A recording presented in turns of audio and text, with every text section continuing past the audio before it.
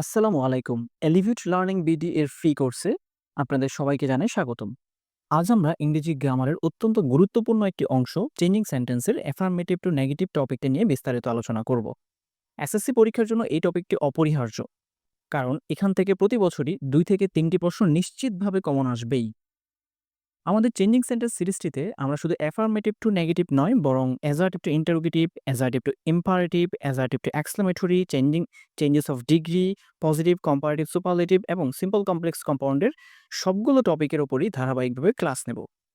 আর শুধু video class দিয়ে আমাদের শেখানো শেষ হয়ে যায় না। আপনাদের সম্পূর্ণ সাপোর্টের জন্য আমাদের একটি ডেডিকেটেড ফেসবুক গ্রুপ আছে। যেকোনো ক্লাসের কোনো অংশ বুঝতে অসুবিধা হলে আপনারা নির্দ্বিধায় সেখানে পোস্ট করতে পারেন এবং আমাকে মেনশন করলে আমি ব্যক্তিগতভাবে আপনাদের প্রশ্নের উত্তর দেব। ফেসবুক গ্রুপটির লিংক এই ভিডিও ডেসক্রিপশনে পেয়ে যাবেন। সুতরাং আপনার এসএসসি পরীক্ষার প্রস্তুতিকে এক নতুন মাত্রায় নিয়ে যেতে এবং নিশ্চিত সাফল্যের জন্য এখনই আমাদের চ্যানেলটি সাবস্ক্রাইব করুন এবং পাশের বেল আইকনটি বাজিয়ে দিন। আপনার মূল্যবান সময় আর নষ্ট না করে চলুন শুরু করি। আজকের ক্লাসের আলোচনা বিষয়বস্তুগুলো হলো ইউনিভার্সাল ট্রুথ মানে হচ্ছে চিরন্তন সত্য বা সার্বজনীন সত্য, হ্যাবিচুয়াল ফ্যাক্ট অভ্যাসগত কর্ম, এবং অ্যাসার্টিভ সেন্টেন্স মানে বিবৃতিমূলক বাক্য অথবা বর্ণনামূলক বাক্য। এরকম সেন্টেন্সগুলোকে কিভাবে অ্যাফার্মেটিভ থেকে নেগেটিভে কনভার্ট করব, অ্যাজ সুন এস যুক্ত সেন্টেন্সকে কিভাবে অ্যাফার্মেটিভ থেকে নেগেটিভে কনভার্ট করব। Rule number 7, universal truth, habitual fact অথবা অ্যাসার্টিভ সেন্টেন্সকে নেগেটিভে কনভার্ট করার জন্য দুইটা অপশন আছে। একটা হচ্ছে নট প্লাস অপোজিট ওয়ার্ড। এর মানে হলো আমরা নেগেটিভ করব, নট যুক্ত করব। নট কার সাথে যুক্ত হবে? অবশ্যই অক্সিলারি ভার্বের সাথে। নট একা বসে না, নট অনলি ব্যতীত বেশিরভাগ নট একা বসে না, সে অক্সিলারি ভার্বের সাথে বসে।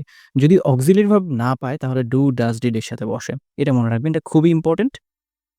যদি নট থাকে, নট বসাবো, নটের পরে অপোজিট ওয়ার্ড বসাবো। অপোজিট ওয়ার্ড যদি আমাদের জানা থাকে, যে কোনো ওয়ার্ডের যদি অপোজিট ওয়ার্ড জানা থাকে সেটা বসাবো। যদি জানা না থাকে, অপশন 1টা হচ্ছে যদি জানা থাকে তখন আমরা অপোজিট ওয়ার্ড বসাবো। যদি জানা না থাকে, কোনো সেন্টেন্সে আমি কোনো একটা ওয়ার্ডেরই অপোজিট ওয়ার্ড জানি না, তখন কি করব? তখন আমরা এই অপশন 2টা বাছাই করব। তখন আমরা নেগেটিভ ইন্টারোগেটিভ করব। যদি অপোজিট ওয়ার্ড না থাকে, নেগেটিভ ইন্টারোগেটিভ। নেগেটিভ ইন্টারোগেটিভ কিরকম? সেন্টেন্সটাকে ইন্টারোগেটিভে নিয়ে যাব, অক্সিলারিটাকে সামনে নিয়ে আসবো, তার সাথে নট যুক্ত করব। আমি এক্সাম্পল দিয়ে বুঝিয়ে দিচ্ছি।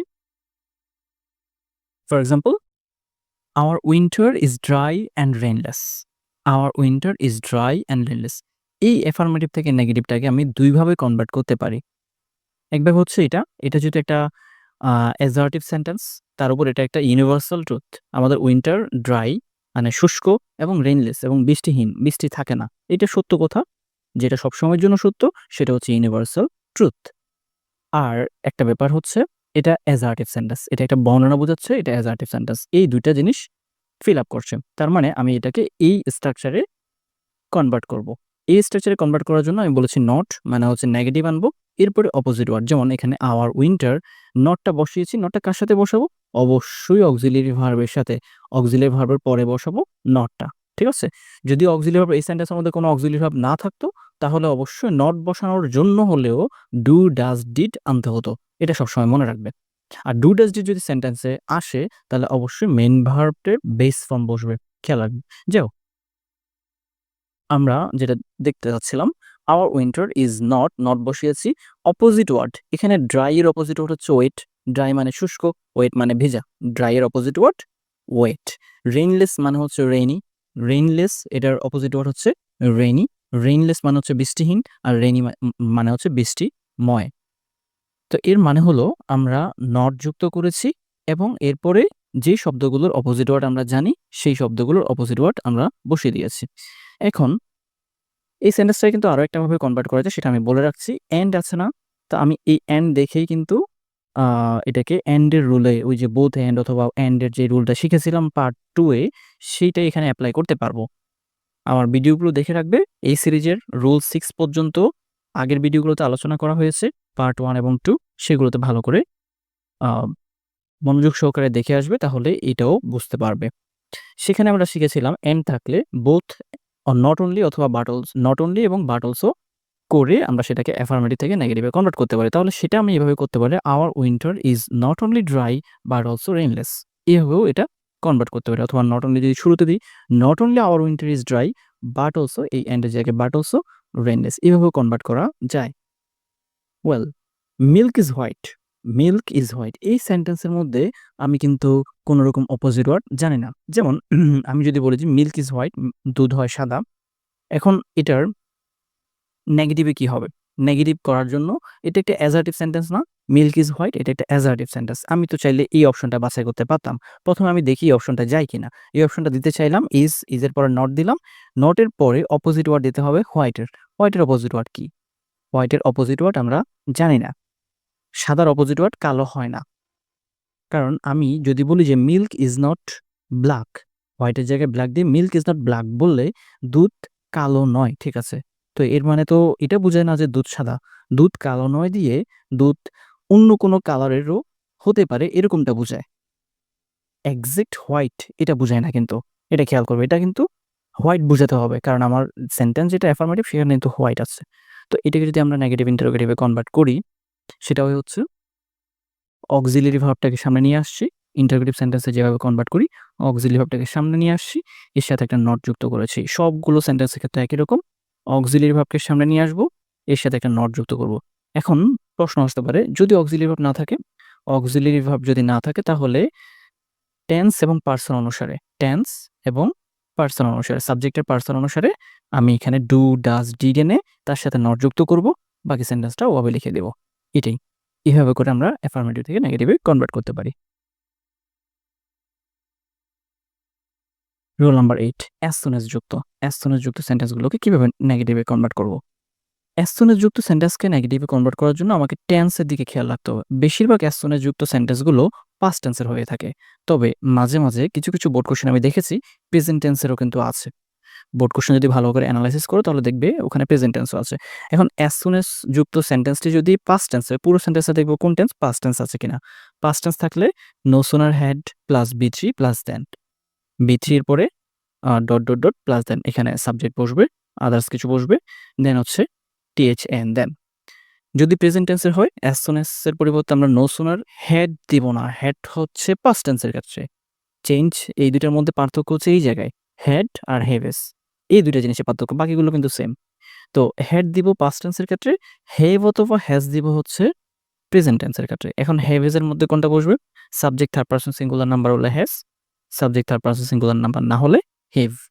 For example, as soon as the thief saw the police he ran away, এখানে এই পুরো সেন্টেন্সটা কিন্তু পাস্ট টেন্সে। কিভাবে বুঝলাম? এখানে ভার্ব দেখি, টেন্স বুঝতে হলে ভার্ব ভালো করে চিনতে হবে। সটা হচ্ছে সি এর পাস্ট ফর্ম, সি, স, সিন। সি এর পাস্ট ফর্ম হচ্ছে স। এর মানে হলো এই সেন্টেন্সটা পাস্ট টেন্সে আছে। যেহেতু পাস্ট টেন্সে আছে আমি এটা অ্যাড করব, নো সুনার হ্যাড। তারপরে হচ্ছে সাবজেক্ট দি থিফ, এরপরে ভার্বের ৩ number form. No sooner had এর পরে আমি বি3, এটা হচ্ছে সংক্ষেপে দিয়েছি no sooner had, major change হয় এখানে নো সুনার হ্যাড বি3। তবে এর মাঝখানে নো সুনার হ্যাড এর পরে সাবজেক্ট আসবে, no sooner had the thief seen the police, ভার্বের ৩ নাম্বার ফর্ম, এরপর হচ্ছে অবজেক্ট, তারপরে দেন, টিএইচএএন দেন। দেন এই কমাটা উঠে যাবে, কমাটা উঠে গিয়ে দেন, এরপরে বাকি অংশটা। এখানে মেজর চেঞ্জ কোন জায়গায় আছে? অ্যাজ সুন অ্যাজটা চলে গেল, তার পরিবর্তে নো সুনার হ্যাড বসলো। দি থিফ বসলো, দি থিফের জায়গায় অ্যাজ সুন অ্যাজটা উঠে নো সুনার হ্যাড। দি থিফের জায়গায় ওই ভার্বটা চেঞ্জ হয়ে ৩ নাম্বার ফর্ম। আমি এখানে শুধু যেগুলো চেঞ্জ হবে সেগুলো দিয়েছি। ভার্বটা চেঞ্জ হয়ে সিন, ঠিক আছে? তারপরে দি পুলিশের জায়গায় বসলো। এখানে কমাটা উঠে গিয়ে দেন, কমাটা উঠে গিয়ে দেন। তারপরে হচ্ছে বাকিটা অংশটা। ঠিক আছে? এরপর যদি প্রেজেন্ট টেন্সে হয় তাহলে কোন জায়গায় চেঞ্জ হচ্ছে? একই রকম, নো সুনার, এই যে অ্যাজ সুন অ্যাজটা উঠে গিয়ে নো সুনার হ্যাজ আসলো। অ্যাজ সুন অ্যাজ উঠে গিয়ে নো সুনার হ্যাজ এই জায়গায়। তারপর দি থিফের জায়গায় রয়ে গেছে সিস, যেটা ছিল এটা সিন হয়ে গেছে, মানে ভার্বের ৩ নাম্বার ফর্ম, যেখানে বলা হয়েছে ভার্বের ৩ নাম্বার ফর্ম সিন, সি, স, সিন। ঠিক আছে? দি পুলিশের জায়গায় আছে। কমাটা উঠে গিয়ে দেন, কমাটা উঠে গিয়ে দেন। তারপরে বাকিটা যেভাবে আছে ঠিক ওভাবে। তাহলে চেঞ্জ কোন জায়গায় হয়েছে সেগুলো এখানে লেখা হয়েছে, এটা একটু ভালো করে খেয়াল করবে। নো সুনার হ্যাড, বি3, দেন, এই ৩টা জায়গায় চেঞ্জ হয়। নো সুনার হ্যাড, ভার্ব যেটা আসবে সেটা ৩ নাম্বার ফর্ম, কমাটা উঠে গিয়ে দেন, দ্যাটস ইট, আর কিছু না। প্রেজেন্ট টেন্সের ক্ষেত্রে নো সুনার হ্যাভ অথবা হ্যাজ। আচ্ছা, এখানে হ্যাজ বসার কারণ কি? এখানে হ্যাজ বসার কারণ হচ্ছে এই যে দি থিফ এটা থার্ড পারসন এবং সিঙ্গুলার নাম্বার। দি থিফ মানে চোর, একজন চোরকে বোঝাচ্ছে। এটা থার্ড পারসন এবং এটা সিঙ্গুলার নাম্বার। এইজন্য হ্যাজ। এটা যদি প্লুরাল হতো তাহলে অবশ্যই কিন্তু এখানে হিভ হতো। খেয়াল করবে।